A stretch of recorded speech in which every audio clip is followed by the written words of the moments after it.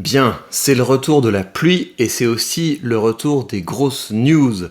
Et dans cette vidéo, on va se plonger dans un scandale de Ponzi, dans un domaine d'investissement assez surprenant. Je précise que pendant le cours de cette vidéo, c'est possible que vous entendiez un peu de bruit parce que mes enfants viennent de se réveiller de la sieste et ils font un petit peu le bazar, je vous avoue. Quoi qu'il en soit, on va se plonger dans cette grosse news. Alors, si je me trompe pas, c'est ici. Oui, donc on a quelqu'un qui a fait une Madoff avec des chaussures, un revendeur de baskets américain qui est soupçonné d'une fraude à la Ponzi. Alors pour commencer, je trouve ça hallucinant qu'il y ait des gens qui investissent là-dedans. Donc il y a vraiment des gens qui investissent dans des chaussures pour pouvoir les revendre plus cher. Alors c'est vrai qu'on peut spéculer sur à peu près n'importe quoi. Enfin en fait c'est pas si surprenant, hein. Vous avez des gens qui spéculent sur des sacs à main, vous avez des gens qui spéculent sur des montres, vous avez des gens qui spéculent sur des voitures, etc. Si vous me suivez, vous savez que jamais, jamais, jamais je ne ferai ça. Pourquoi ? Parce que moi ce qui m'intéresse c'est d'acheter des choses qui créent du cash. C'est ça qui m'intéresse. Moi j'investis dans des choses qui créent du cash. Donc ça veut dire que j'investis un peu dans l'immobilier parce que voilà, donc non seulement j'ai mon capital qui s'apprécie, mais j'ai également des loyers qui tombent. J'investis également dans les actions à dividendes parce que voilà, j'ai mon capital qui s'apprécie et les entreprises partagent avec moi leur cash. C'est ça qui m'intéresse, c'est des actifs qui produisent du cash. C'est là-dedans que j'investis et investir dans quelque chose seulement en se disant ouais voilà ça produit rien, mais peut-être qu'il y aura quelqu'un d'un peu plus fou que moi qui va l'acheter plus cher plus tard. Enfin voilà, je trouve ça un petit peu étonnant, mais il y a des gens qui sont à fond là-dedans et beaucoup d'entre eux qui se font carotter, un petit peu comme dans le monde des cryptos. Ça c'est, allez-y les crypto bros, vous pouvez m'attaquer dans les commentaires, ça me fait plaisir toujours de vous lire. Et vous savez d'ailleurs que si cette chaîne continue à gagner en abonnés, je vais vite avoir un pied dans le monde des cryptos, parce que vous savez qu'à partir de 5000 abonnés, je vais me forcer à acheter du bitcoin, et à 10 000 abonnés c'est quelque chose d'encore pire, et je vous raconte même pas ce qui va se passer aux alentours des 100 000, il se peut que je devienne un crypto bro, enfin vous verrez. Alors, Michael Malek-Zadeh est accusé d'avoir revendu des centaines de milliers de paires de chaussures en édition limitée qu'il n'avait pas. C'est une bonne manière de de gagner de l'argent, vendre des trucs qu'on n'a pas, c'est quelque chose qui marche assez bien. J'ai pas testé, hein. Je précise que je n'ai pas testé, mais apparemment, il y a beaucoup de gens qui font ça. Alors, ils achètent des baskets de collection à bas prix pour les revendre dans la foulée et empocher une plus-value. Ce sont les resellers de sneakers, des amateurs de chaussures Nike ou Adidas, qui, pour certains, ont fait de la revente de baskets en ligne leur métier. Aux États-Unis, Michael Malek-Zadeh est devenu l'un des plus célèbres de ce milieu, mais pas pour de bonnes raisons. C'est vrai que, vous savez, moi j'aime assez bien écouter un mec qui s'appelle Gary Gary Vaynerchuk, qui a des podcasts un petit peu sur...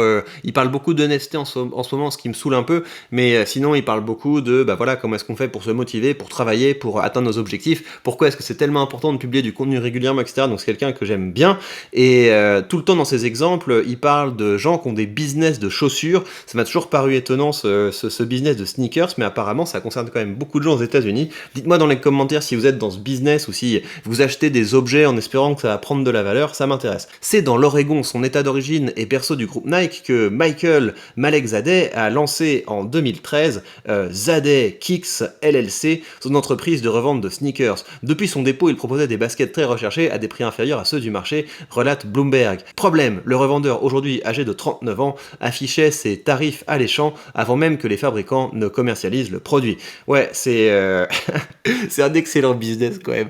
Le mec qui propose des choses qui sont absolument imbattables, des prix imbattables pour des choses que les gens enfin voilà, rêvent d'avoir alors que c'est même pas encore sorti, etc. Après, c'est toujours la même chose en fait. J'ai de l'empathie pour les arnaqueurs. Je suis désolé, hein. Pas que je ferais ça parce que je considère que créer une arnaque, c'est vraiment le meilleur moyen de se dégommer à vie, et j'ai trop d'éthique pour faire des arnaques. Mais si vous voulez, j'ai plus d'empathie pour un mec qui crée un business un peu bancal que pour les gens qui sont tellement bêtes qu'ils tombent là-dedans. Quand à un moment, faut se respecter un petit peu. Quand on vous propose quelque chose qui a l'air trop beau pour être vrai, bah vous achetez pas. Voilà, vous achetez pas quelque chose qui a l'air trop beau pour être vrai. Vous achetez pas quelque chose qu'on vous vend 100 balles alors que ça coûte 200 balles et que c'est pas encore sorti. Voilà, faut se respecter un petit peu au bout d'un moment. Alors, Michael Malek-Zadeh est aujourd'hui soupçonné d'avoir monté une pyramide de Ponzi qui aurait permis à son entreprise d'empocher des millions de dollars, accusé d'avoir escroqué des milliers de personnes, celui qui a été surnommé le Bernard Madoff de la basket. C'est génial comme surnom. Imaginez la star, quoi. Je suis le Bernard Madoff de la basket. Donnez-moi des idées de business là, à la Bernard Madoff, là. Qu'est-ce qu'on pourrait se faire? Je suis le Bernard Madoff de la carotte râpée. Enfin, il y a plein de choses qu'on pourrait imaginer comme ça pour pouvoir faire des business basés sur des pyramides de Ponzi. Trouvez des idées, hein, parce que bientôt, va falloir que je lance une crypto, là. Quand on aura les 100 000 abonnés, va falloir que je trouve une crypto. Peut-être qu'on l'appellera la Ponzi crypto. On verra. Donnez-moi des idées, ça va être sympa. Alors, des comptes. Non, mais je rigole évidemment, hein. Commencez pas à vous énerver, là. Je vois déjà vous énerver dans les commentaires. Si un jour je suis amené à créer une crypto, on fera un truc utile et on fera un truc qui est dans mon domaine de compétences. On s'amusera un petit peu, quoi. Alors, des comptes devant la justice américaine qui l'accuse de fraude électronique, de complot en vue de commettre une fraude bancaire et de blanchiment d'argent. Vous imaginez les chefs d'accusation, les énormes chefs d'accusation. Le mec, il est accusé de complot. Être accusé de complot, c'est quand même la classe. Et blanchiment d'argent, ouais, c'est quand même chaud. Il encourt jusqu'à 30 ans de prison, ouais, le pauvre. On rappelle, hein, ne faites jamais d'arnaque, on rigole, parce que c'est des histoires intéressantes, quoi. C'est des personnages qui sont hauts en couleur. Mais évidemment, restez dans le droit chemin, les amis.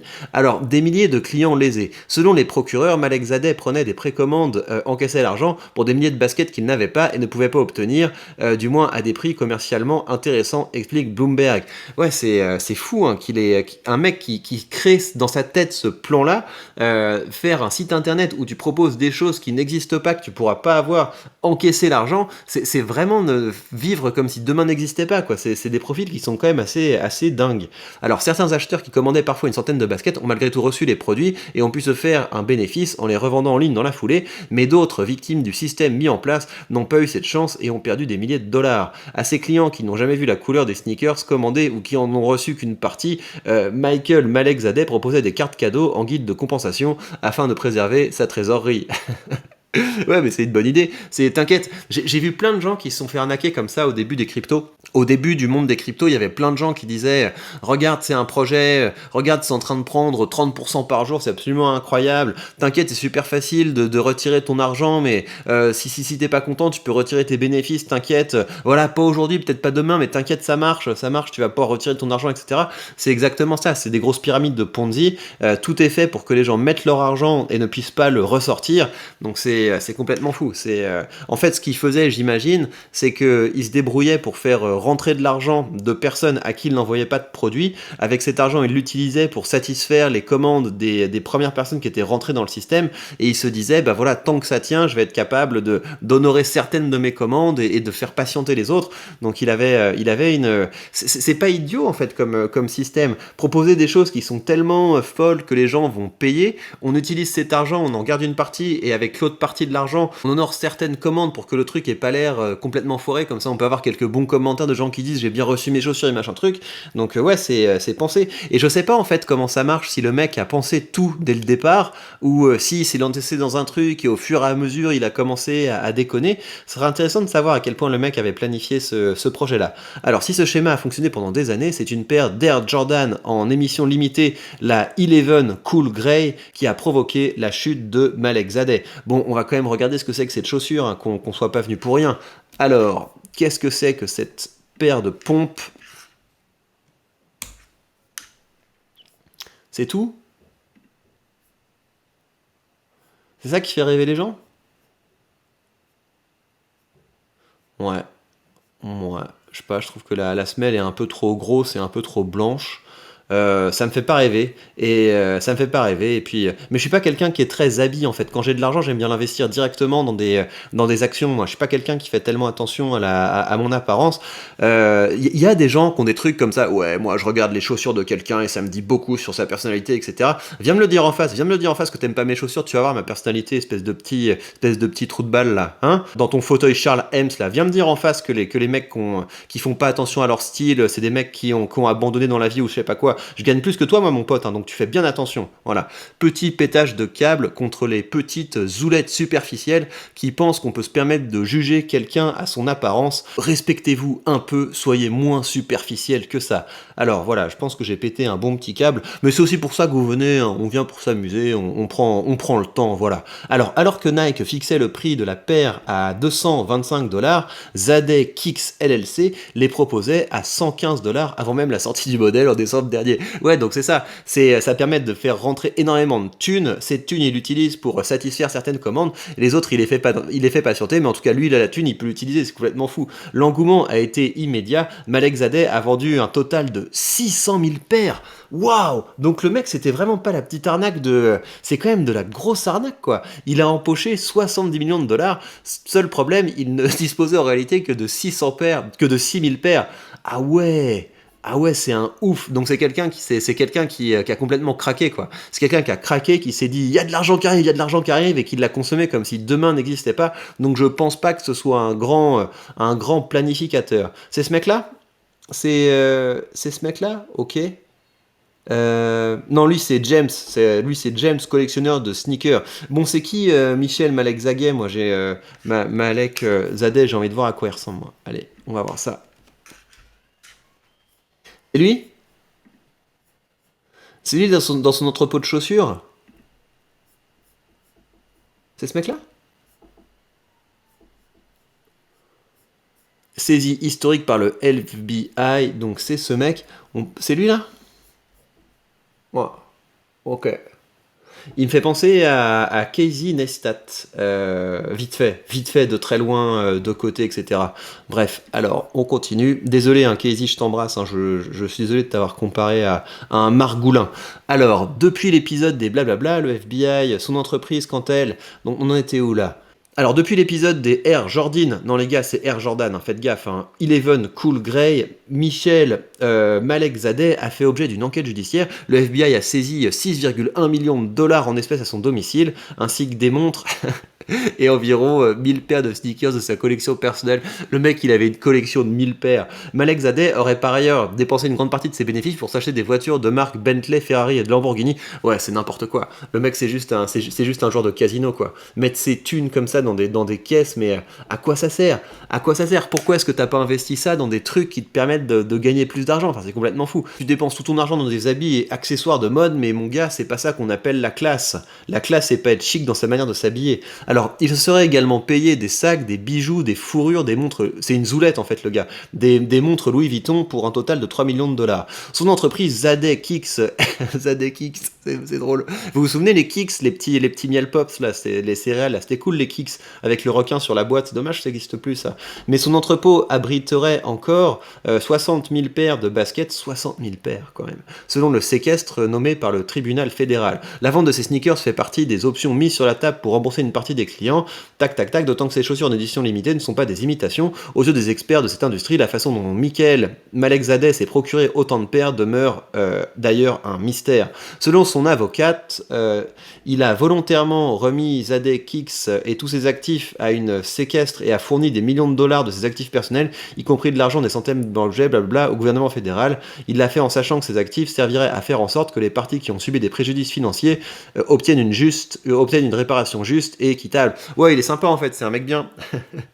Alors malgré tout, certains clients en colère se sont plusieurs fois réunis devant l'entrepôt, obligeant oh là là, ma dyslexie, Michael Maxel Zadeh, hop, a contacté la police à 4 reprises selon les médias locaux. Ce dernier se serait également fait installer des caméras de sécurité pour protéger son entrepôt. La semaine dernière, il a plaidé non coupable des chefs d'accusation qui lui sont reprochés. Sa fiancée est également poursuivie en tant que directrice financière de l'entreprise. Oh le cauchemar, là, là, là, là, là, là.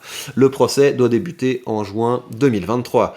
Voilà, donc encore une histoire de margoulins et de gens qui se font appâter et arnaquer parce qu'ils pensent que c'est possible de faire de l'argent facilement et rapidement, ce qui est toujours une erreur. Vous devez être consistant, vous devez être endurant, on ne devient pas riche sur un claquement de doigts, et puis surtout, il faut éviter, mettez pas tout votre argent dans des actifs de casino, quoi, dans des trucs risqués comme ça. Vous connaissez ma stratégie, moi ce qui me motive, c'est ça, c'est de commencer à avoir un flux continu de cash qui arrive sur mes portefeuilles, ce qui me permet de les réinvestir et d'augmenter l'effet boule de neige. On va avoir un mois d'août assez calme, hein. Je vais dépasser peut-être les 100, les 150 dollars collectés en dividendes. Puis après, on va avoir un mois de septembre qui va être très sympa. Mais voilà, la boule augmente. C'est intéressant de comparer par rapport au début. Vous voyez, 14 euros, 25 euros. Et là, on a fait une pointe à 300 euros. Alors que ça fait juste, bah voilà, 2 ans que j'investis. Donc on a quelque chose qui est sur une tendance très intéressante.